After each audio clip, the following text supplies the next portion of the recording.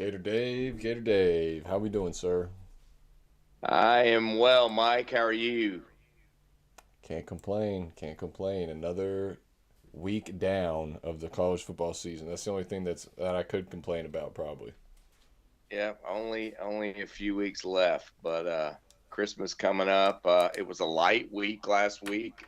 We're just now getting into those bowls, and man, we got 12 games for everybody today. So looking forward to it. Kind of our bowl week 2, so to speak, and a couple of changes, to the lineup over the next couple of weeks because of the holiday. We're gonna be broadcasting and taping on Monday nights at 8 instead of Wednesdays. So we'll have those out the next couple of Mondays for everyone versus the jumping on here on the holiday. So definitely look forward to it. We got to start prepping a little bit early and get things moving along. So, but we do have 12 games, then 13, then 13. So lots of these bowl games, lots of craziness going on with the portal and people jumping in that portal and not coming to games. I mean, it's a freaking train wreck, man. So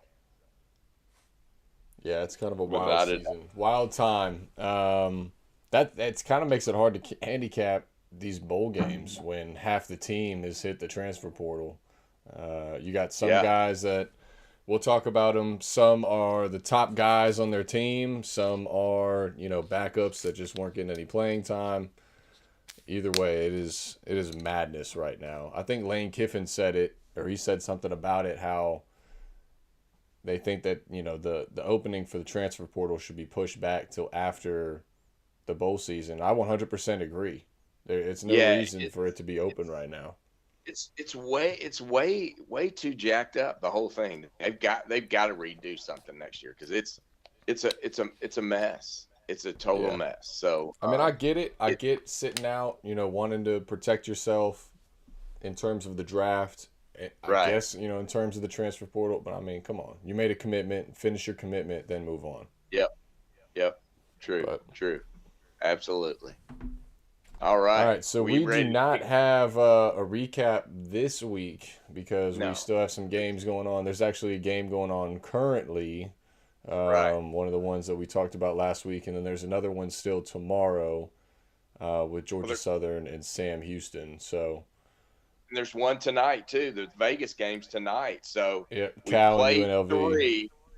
We played three, and there's like three more. So and we're just scratching the surface there on those. So, but not a lot that's happened. Only three games have been played since our last broadcast. So no reason to do recap at this point. So ready to get rolling on this week.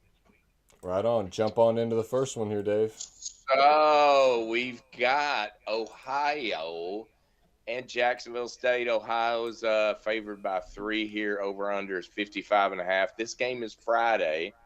It is the Staff DNA Cure Bowl in Orlando, Florida. That means they're playing in that dump of a stadium. I don't like the Citrus Bowl. So the what we've got here is Ohio is 10-3. Jacksonville State is 9-4. Ohio are winners of 6 in a row. They beat Miami of Ohio in the MAC championship, so they're on a roll.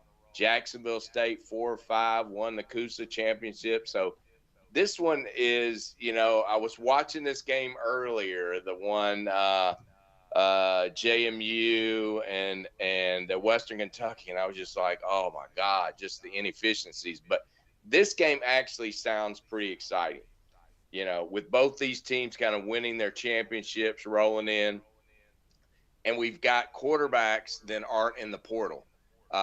We've got Navarro for Ohio, who's done quite well, and we got the kid Huff from Jacksonville State, who's done well as well. So, and both of them are running quarterbacks. So that's why this one really this one could be pretty fun. It comes on at noon on Friday. Ohio's defense been pretty elite. They've only been giving up 17 points a game as of late. Jacksonville State 2 games ago they struggled a little bit. They won in their championship game, but they did struggle. So with that being said, and really what's happened over the last few games, I'm going to go with Ohio in this game, Mike, and the money line. What do you think? Yeah, both coaches left their programs already. So, we talk about the transfer portal and guys sitting out. Coaches, same thing. Let's finish the season out with the guys that you got to commit to your program. Rich Rodriguez headed back to West Virginia for the second time. Ohio's head coach is going down to Charlotte. I think Ohio has the better foundation laid in their program right now. I think that they'll be able to emulate the same success they've had all year long, with or without their head coach being there. So I'm with you. Give me the Bobcats to get it done here in this bowl game, Dave. And Mike, I didn't highlight it, but another thing that pushed me on the other side was Jacksonville State's got their best safety and their number 4 tackler on the team that's going out. Actually, I think Florida's looking at the kid. So just to FYI there in terms of portal notes, and we'll talk more about portal notes as we move through. So Love it. What you got to give me the next one, and then I'll give you the next 2. So yeah, whatever. Real quick, shout out to the people in the chat. Evelyn, Ian, thank you for hopping on with us. We see you out there. Thanks for hopping in the chat as well. Hope y'all are doing fine this lovely Wednesday evening. All right, Dave, you ask and you shall receive. Take us away. All right. So here we go. We are moving to the Union Home Mortgage Gasparilla Bowl in Tampa, Florida on Friday at 3:30 p.m. We have the Tulane Green Wave against my mighty Florida Gators. Tulane coming to the game at 9-4. The Gators 7-5. Tulane lost its last 2 games to Memphis by 10 and Army by 21. Gators had a rough start, but they did win their last 3 against LSU, Ole Miss, and the mighty FSU Seminoles by 20. Tulane's 9-3 against spread. The Gators are 8-4. The situation here with the quarterbacks at Tulane, all 3 of their quarterbacks have entered the portal, 1, 2, and 3. But number 2's going to stay around to play in the bowl game because he feels bad for him. His numbers are 6 of 11, 54%, 74 yards. He's run for 243 yards and averages 6, which is pretty good. Now, this kid has actually been playing for like 3 or 4 years, so it's not like you've got some freshman playing the game. So they'll be okay. Running back Hughes, 1,300 yards, 15 TDs, pretty darn good. We know the Gators. I know the Gators. Lagway coming in. I hope his hamstrings a little bit better and maybe can move around a little bit more in the pocket. I think that'll have a positive effect on the game if he's able to move some, which I think he will. He's had about 3 weeks worth of rest. He's done well. The running back room's awesome with Ball and Jackson and Johnson. They've done well, all averaging between 5 and 6 yards a carry. Portal notes. Besides the quarterbacks for Tulane, they've got a D lineman and an edge rusher that are out. Florida has 2 edge rushers, a D lineman, a quarterback, and a wide receiver in the portal.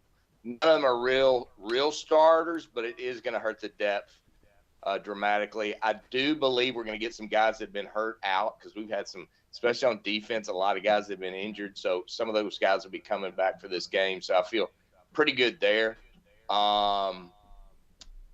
With the Gators and the role they're on, the fact that they've taken down a couple of ranked teams, and the fact that I think Tulane, the loss of the last 2 games, and the fact that their stud quarterback's not going to be there and they're bringing in a rookie, I'm going to take Florida here and to cover the 12.5. And by the way, you can get it down to 11 right now. So if you can jump on that, I would, because they'll smoke 11. I mean, I think 13 is the perfect number. So 12.5 is not too bad. So I'm going to take the Gators here, Mike.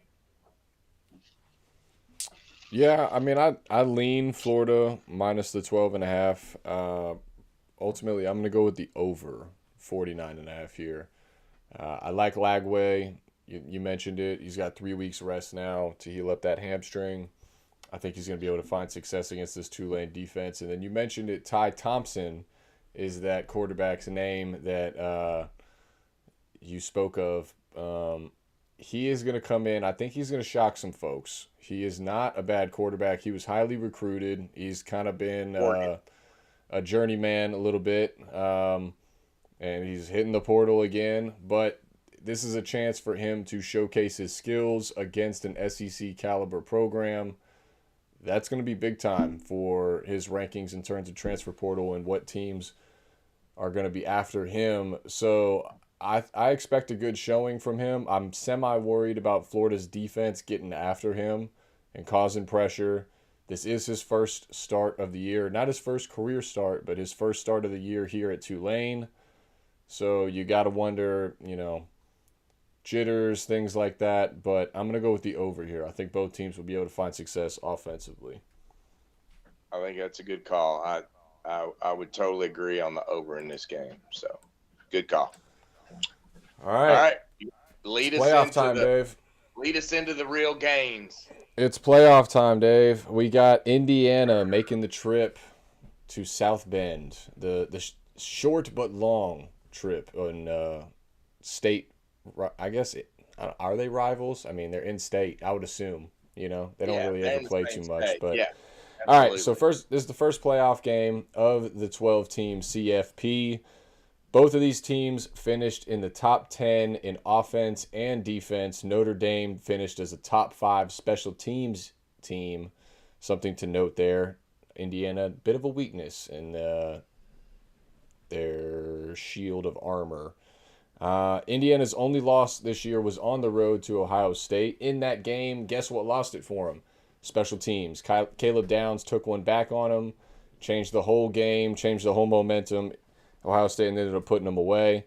Notre Dame's only loss at home against Northern Illinois. They've sort of been a completely different team ever since that game. They've been very consistent. Marcus Freeman looks like he's shut his haters up for the time being anyway. This is going to be a big decider in that, I think. Initially, I was all over Notre Dame. I feel like they'll ultimately still get it done in this one, but I'm going to go with Indiana to keep it close. I'm going to take Indiana plus the points, plus the 7. I think it's a great game. I think it's going to be a great setup for the remaining college football playoff games. I think this one could, go down to overtime, go down to the last second, last drive, last play. So give me Indiana and the Fighting Signettis to go into South Bend and give Notre Dame a big test. I think Notre Dame gets it done. I think they move on in this playoff, but Indiana, I think, is not going to go down willingly. What do you got, Dave? Yeah, so both teams, when you look at numbers, are very, very similar, right? Both teams 11-1. When you look at the spread, Indiana's 9-3, Notre Dame's 10-1-1. I mean, the quarterback comparison, 70% for Roke and Riley Leonard's at 66%, both over 2,000 yards. Now, Roke he had 2,800 versus 2,000, but we know Riley Leonard can run the ball, 721 yards, 14 TDs. So two great quarterbacks, and like you said, when we look at the where these teams are ranked, both in the top 10 on offense and defense. So, but their strength of schedules are different than many of the other teams in the playoffs. They're on that lower end. Both strengths of schedules are relatively similar as well. But the Irish have played in different leagues where we've got Indiana just playing in the Big Ten. So portal notes, there aren't any. Really, no one from those teams are declaring. you're going to see that pretty relatively consistent for the teams in the that are going in the playoff. There are some guys jumping, but it's not much of anything. So the one thing about this game, out of all the weather is going to be quite interesting. It's temperatures in the mid 20s. They're looking at wind between 10 and 15 miles an hour. Chance of light snow. So I think they're gonna play ball control here, run the ball on both sides because no one wants to make a mistake, right? And screw this thing up. So I think we're gonna see less passing in this game and more ball control. Control the clock, and grind this thing out. With that said, and the fact that both these teams have really good defenses, I'm gonna go out on a limb and take the under in this game, Mike. So what do we have here? Is it 51.5 or 52.5? 51.5. 51.5. So I am going under 51.5 in this game, Mike. I like it. I like that play. I like that analysis. All right, moving on to our second college football playoff game here. We have the SMU Mustangs making their way up to Penn State for another chilly playoff game. All these playoff games, unfortunately, for some of these teams, they're going to be a bit colder than what they're used to. And this is one of the coldest. I think at the high I checked earlier was like 26 for that day. The low is like 18. It's going to be a nice little shock to the system for SMU for sure. But it's a day game. It's 12 o'clock, so they will should have a little bit of sunlight, warm them up a little bit. I think SMU's had a tremendous season this year. Great run. I think Cinderella's story may be coming to an end here. James Franklin, he's due. He's long overdue to win a big game and get one under his belt. He needs one in a bad way. If he loses this game, he's probably fired, which is crazy to say because all he's done is finish the top 10 every year that he's there. He just hasn't been able to take it that next step. Biggest difference in this one for me is going to be SMU's tight end, RJ Maryland. He's done for the season. He was one of their leading guys, go-to guys when what hits the fan. He was kind of the outlet guy for Kelly Jennings on the inside, on the outside. They used him in the running game sometimes. He was a utility tool for that Rhett Lashley offense. I think that's a big weapon gone. When healthy, he averaged over 50 yards a game receiving, most on the team. The biggest thing for me is SMU in that ACC championship game. They started slow. They looked cold. They looked scared. They were playing scared. They were playing like they had imposter syndrome, like they didn't belong. Second half, completely different team. Looked like the SMU that we've seen for a while. They made their comeback. They just fell short. Couldn't get it done against Clemson. I'm worried about that here in Penn State. If they let that one kind of linger and go into this next thing, let the cold get to them, let that 100,000 plus fan atmosphere get to them. It could be ugly early. It could be ugly quick.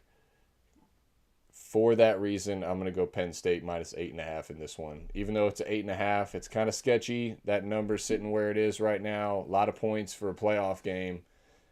I just think Penn State's going to be able to jump on them.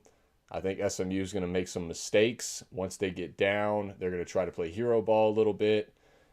Maybe a couple of forced fumbles for Penn State's defense, interceptions, that kind of thing. Give me Penn State to get it done at home, Dave. What do you got?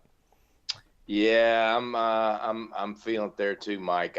I just think Penn State's got more firepower here for sure. They got a better roster. It's higher caliber players, and I'm not trying to down the fact that last year SMU was in the AAC and now in the ACC, but I mean there's a difference in the players on both sides of the ball here, and I think it's going to show out in this particular game. I got one analogy I heard on the radio was that the cold affects teams that want to run to the outside. It takes a little bit more time. You're kind of out in the wind and so on and so forth. So, again, I think the weather can affect this team in this particular situation. SMU's in Dallas.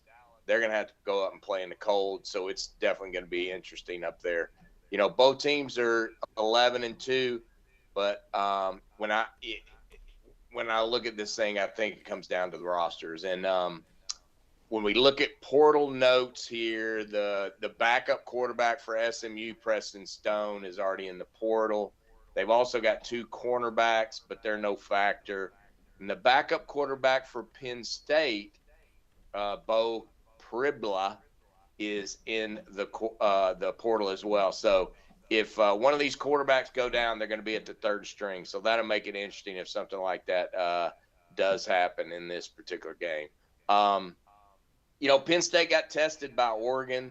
Penn State finished with 523 yards. That's a lot of yards they put up on a good Oregon team, and I think they're going to do the same with Penn State. With SMU in this particular game. Penn State can run the ball. They've got 2 great backs, in Singleton and Allen, and they'll play that ball control because it's going to be cold. So I'm with you here, Mike. I know 8.5 is a lot in a playoff game, but I think the run comes to an end, like you say, and they're just going to get outmatched, and Penn State's going to cover the 8.5 here. Love it. I love it. All right, moving on. This one's yours, sir. Let's keep it in the playoffs. So next game we got Clemson at Texas. So this will probably be the warmest of the games that we're dealing with playoff wise. This one's on Friday. Texas getting 11.5 on Clemson. So Clemson comes in 10-3. Texas 11-2. Clemson lost to Georgia and Louisville.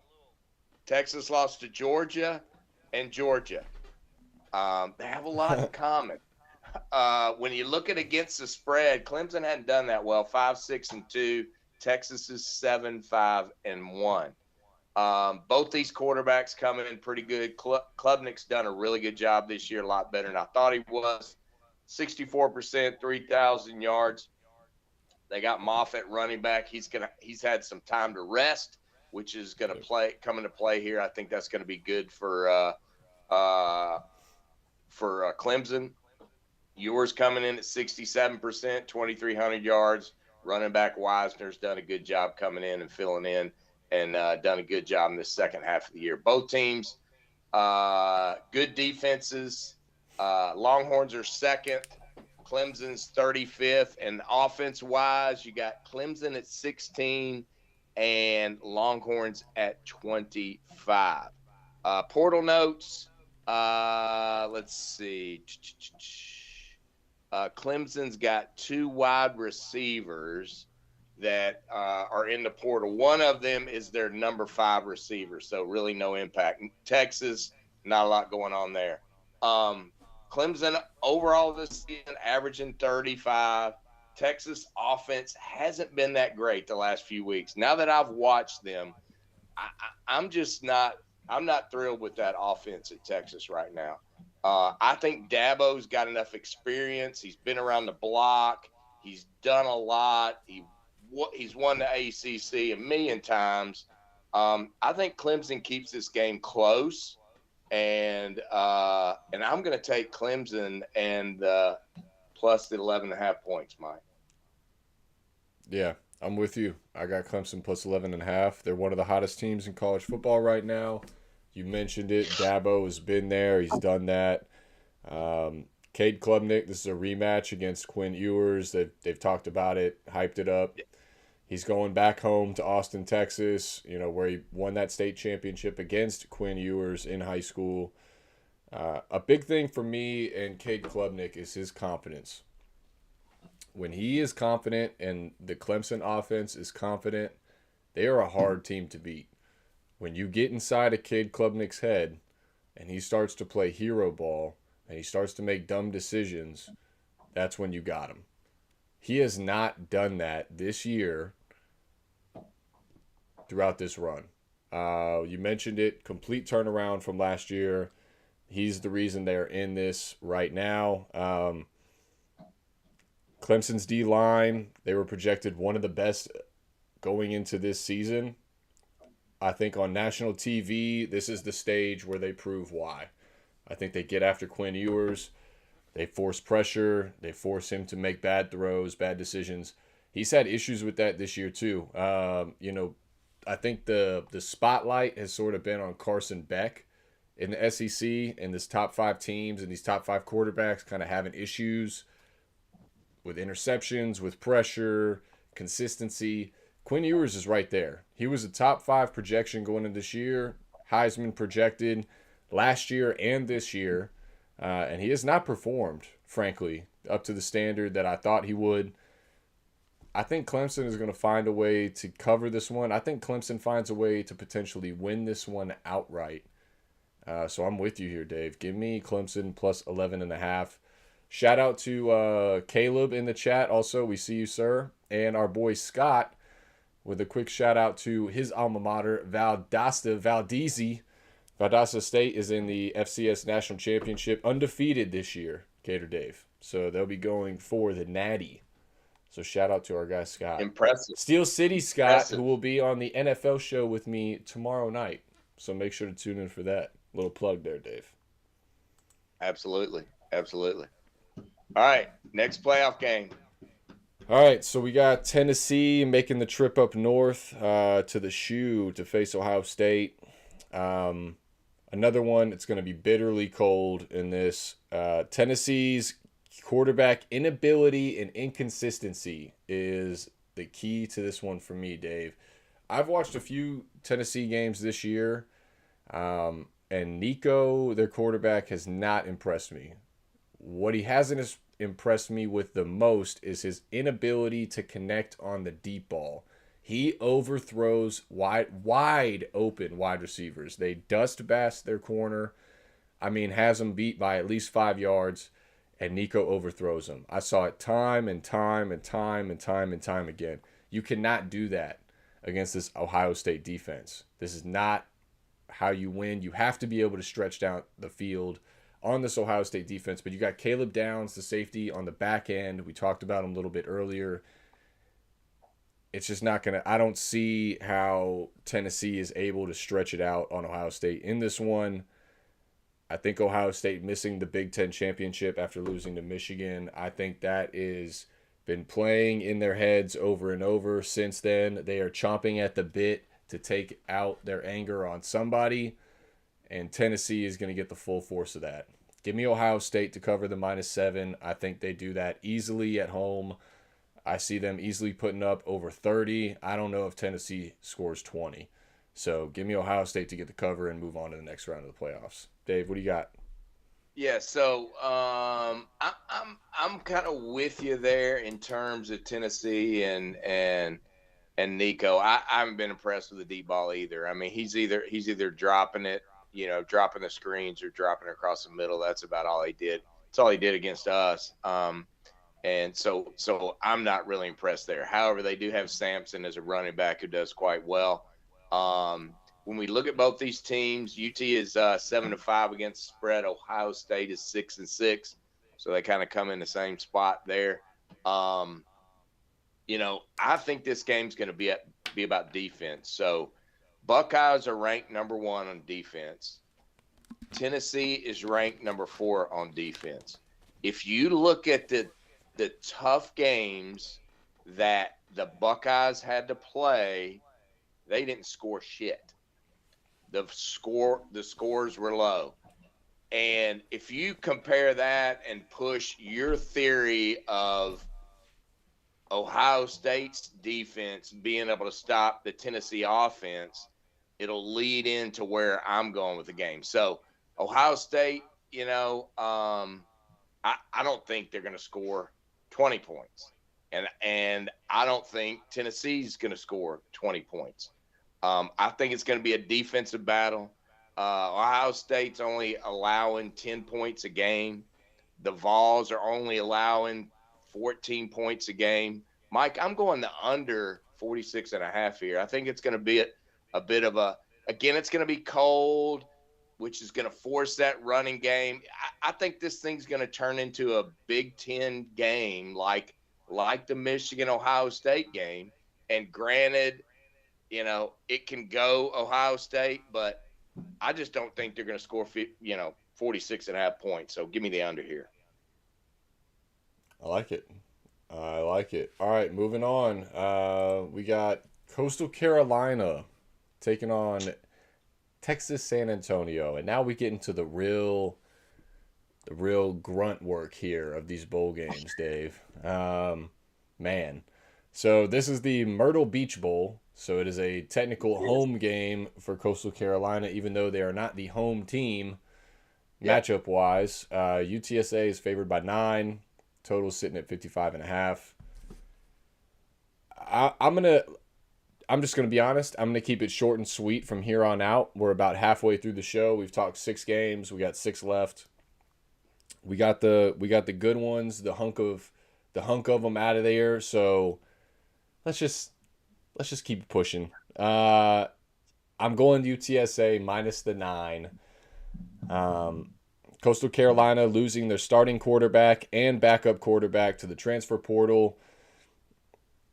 Not ideal for that offense. There has not been a single other QB on that entire team that has taken a snap all season long for Coastal Carolina. UTSA's running back, he's prepping for the draft. He is going to be out. But outside of him, they should have most of their team back for the most part in this one. Their backup, by the way, Robert Henry, the running back, he is averaging over 5 yards a carry this season. He has the same amount of touchdowns as the starter, so I'm not too worried about the starter transferring out. Give me the Roadrunners minus 9 to cover on Coastal Carolina's home field. Dave, what do you got? Mike, I'm in the same spot. I mean, both these teams come in, if you look at records, pretty close to the same, 6-6. You look at against the spread, 5-5, 6-6, all the same. But like you said, Coastal is without a quarterback. They've got a quarterback issue. The quarterback that's coming in, Mike, he's thrown for 33 yards this year, so he's tearing it up. Not great. So I'm starting to lean your. Coastal also lost 3 of 5, and UTSA won 3 of 5. So I think UTSA's got a little bit more momentum. No quarterback issue. UTSA, like I say, they're down a running back, but Henry's had 706 yards, 5.5 carry, 7 TDs, not going to be missed. So they're going to be clicking on all cylinders. I've always liked UTSA a little bit better anyhow, and Coastal is having somewhat of a down year the last 2. So give me UTSA as well to cover the 9 points. Shall we move to the next fun game, Mike? We shall. Take it away, sir. Northern Illinois and Fresno State playing on the blue turf in the famous Idaho Potato Bowl in Boise, Idaho. So this one is Northern Illinois is favored by 3 in this particular game. And I'll go with the down and dirties. Northern Illinois won 3 of the last 4 games. That loss was to the MAC champion Miami. Fresno lost 3 of the last 4 games.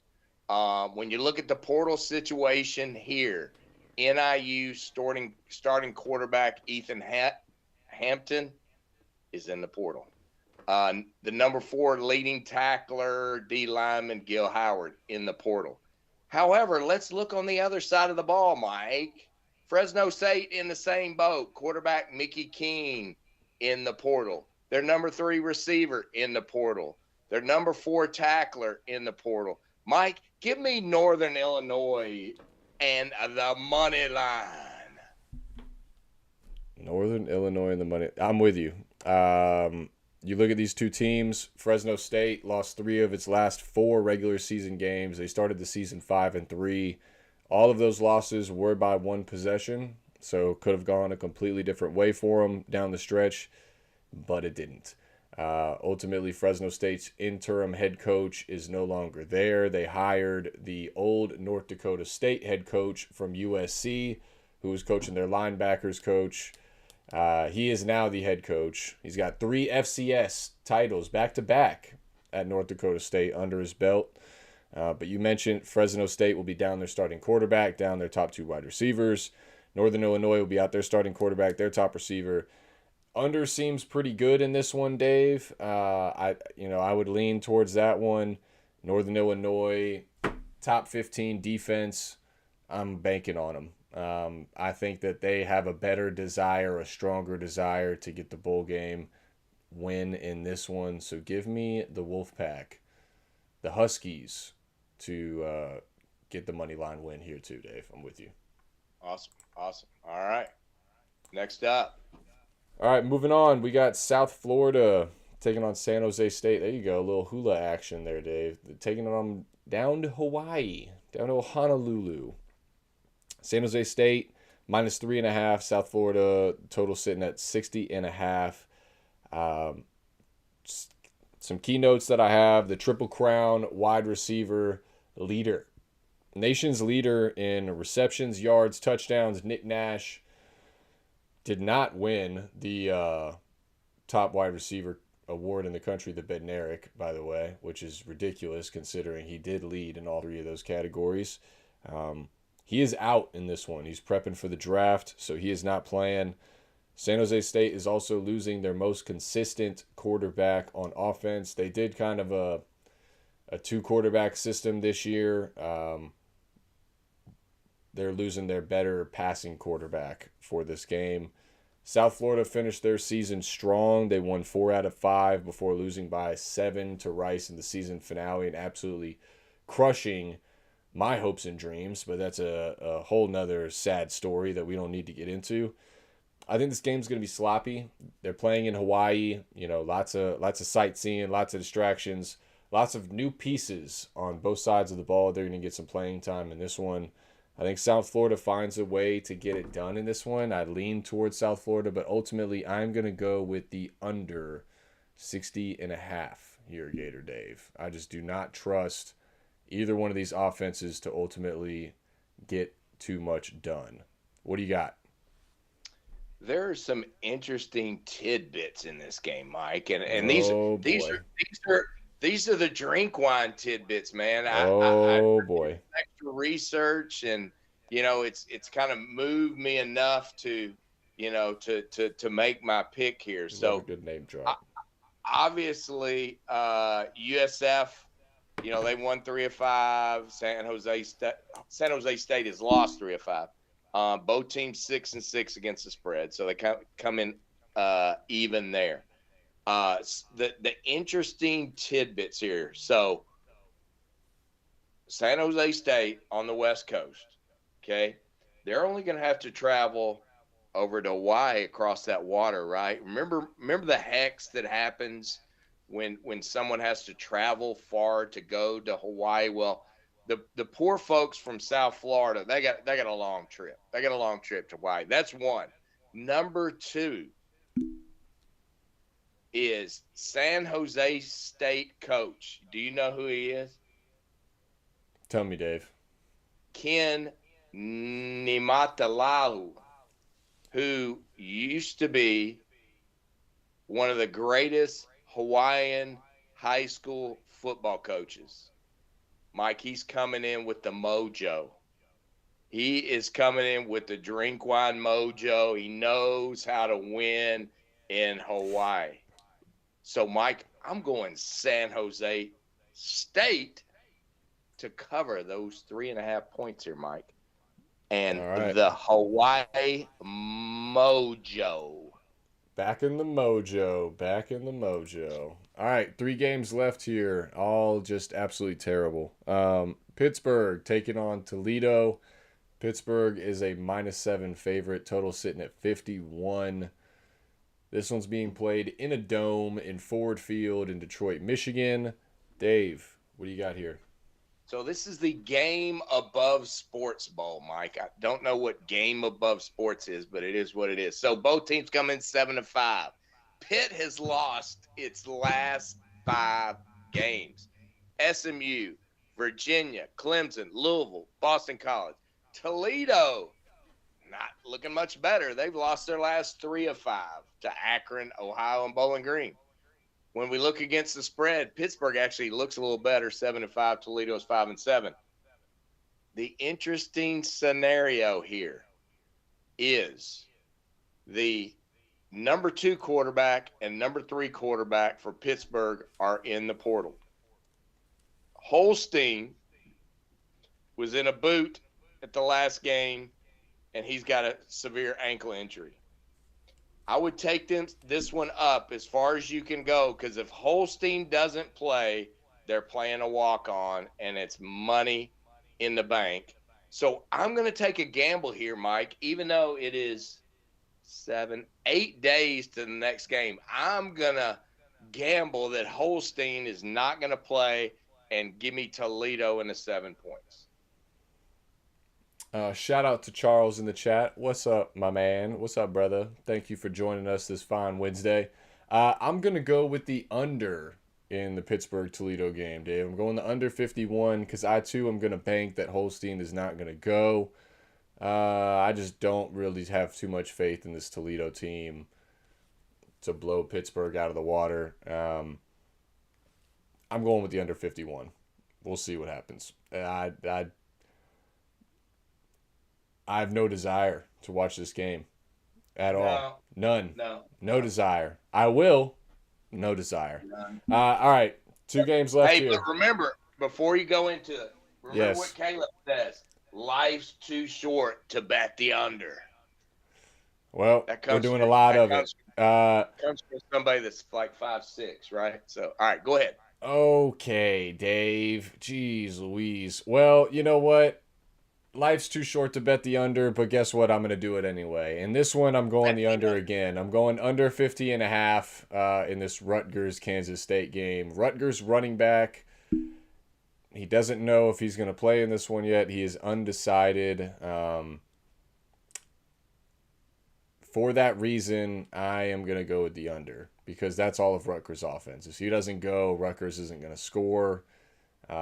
Line sitting at 7 right now. If he does announce that he's not going to go, that line is going to shoot up. So if you like the Kansas State side, I would jump on it sooner than later. Dave, what side do you like in this one?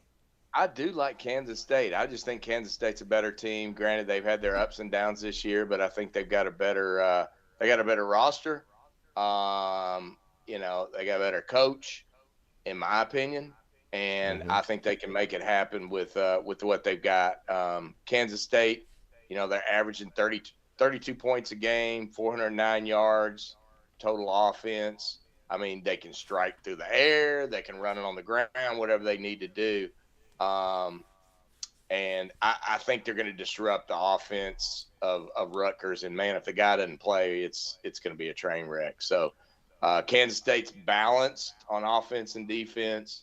And I think they're going to dictate tempo here. And I think that 7 points is going to be a piece of cake because I think it'll be a lot more than that. So give me the Wildcats in the 7 points. All right. Evelyn said betting the under is my middle name. Yeah, that's a little bit of a homage to the NFL show. A lot of unders. A lot of unders were bet last week on the NFL show. So we'll see tomorrow. We'll see how it turned out. Tomorrow. I'll leave you in suspense. All right. Last game that we're discussing this week, 12th and final. Next week, quick reminder, the show is going to be this Monday, and we're going to be talking 13 bowl games in that one, so make sure to tune in there. This last one here is going to be Arkansas State taking on Bowling Green. Bowling Green is a 7-point favorite, total sitting at 50.5. This one is in Mobile, Alabama. Dave, believe it or not, Evelyn, this one's for you. Butts, this is for you. Scott, this is for you. Caleb, this is for you. Give me the over 50.5 here, Dave. Wow. I'm expecting some points down here in Mobile, Alabama. Give me the over 50.5. Dave, what do you got? Yeah, they might that might work because the starting running back for Bowling Green is in the portal. So this is the 68 Ventures Bowl, Mike, whatever that is. Both teams at Highest of 7-5. quality. Huh? I said highest of quality. You know Snoop Dogg's got a bowl. You know, Gronk We're going to talk about that. is hosted by the game tonight, the UNLV game, the That the LA one? Bowl. LA Bowl hosted by Gronk. But no, the Gronk, Snoop that's Dogg right. one, Snoop Dogg one has a That's the next. fantastic name. It's like Snoop Dogg and Dr. Dre, Gin and Juice featuring. It's like it's a long. It'll be a good one. A darn tongue twister. Right. Halftime show should be good. In between timeouts, it should be good. All right, sorry, I'm getting distracted in today. this Stay game, focused. both teams 7-5. Gin Arkansas and State juice. won 3 of 5. Bowling Green has won 4 of 5. They last lost to Miami of Ohio, who we said were in the MAC up there. So Arkansas State 5-7 against the spread. Bowling Green 6-6. The good thing is both quarterbacks are playing in this game. So Rayner for Arkansas State, that's the over, Mike. I get it. Rayner 61%, 2,500 yards. Basilek, the old guy from Missouri, 2654 at 67%. So that's pretty good. I think you made a good call here, Mike. Arkansas State struggled on defense, allowing only 31 points. They've allowed 31.6 points a game. Defensively, Bowling Green's been solid, only 23 points given up. So for that reason and the stronger defense, give me Bowling Green to cover the 7 points, Mike. And that's going to give us a wrap here, buddy. All right, let's throw the recap up there real quick. We got, let's see, 4 or 5. We got 5 of them that were like-minded on this week. Couple of true head-to-heads. Not many, though, actually. I don't think, no. We don't have a single true head-to-head this week, Dave. So we could just, conceivably, we could go 12-0, both of us. Could happen. Could happen. And this right here on this very show next week, we'll find out. And by the way, next week is Monday, and that is Monday, December 23rd. And we appreciate everybody that's been on. We appreciate everyone that's liked, that follows, that subscribes, and that are watching this on the replay. So we appreciate it very much. And oh, by the way, please remember at 3:30 on Friday, we got the Gators gonna beat up on some Tulane Green Wave. And Mike, all I got to say is go Gators. Whatever, dude. We'll see. You better. All I'm saying is you better. Yeah. You better. Yeah. Got this. Go Canes. I think it's in the next show that we're talking about. Because we're in a bit of a more prestigious bowl game than the Gators. So we're a little bit later on. Here, Dave. But thank you again for everybody watching. Dave said it. If you haven't already, please like, comment, subscribe, put that bell on so you get the notifications when we go live. Dave mentioned it. Monday, December 23rd will be our show. So tune in. 13 games. Tomorrow night, we'll be talking, doing the NFL show with Steel City Scott. That'll be at 8 p.m. Eastern as well. Make sure to tune in there. We're going to be talking 12 games of week, 16 now for NFL? So, yeah, we only got this week and 2 more of the regular season. So, definitely make sure to tune in there. Scott's been killing it all year long, so should be great. And shout out again to his alma mater, Valdosta State, making the FCS National Championship, undefeated on the year. Hopefully they can finish it, get it done. Gator Dave, thank you, sir. As always, it is always a good time to see you. Thank you to everyone in chat. Peace out.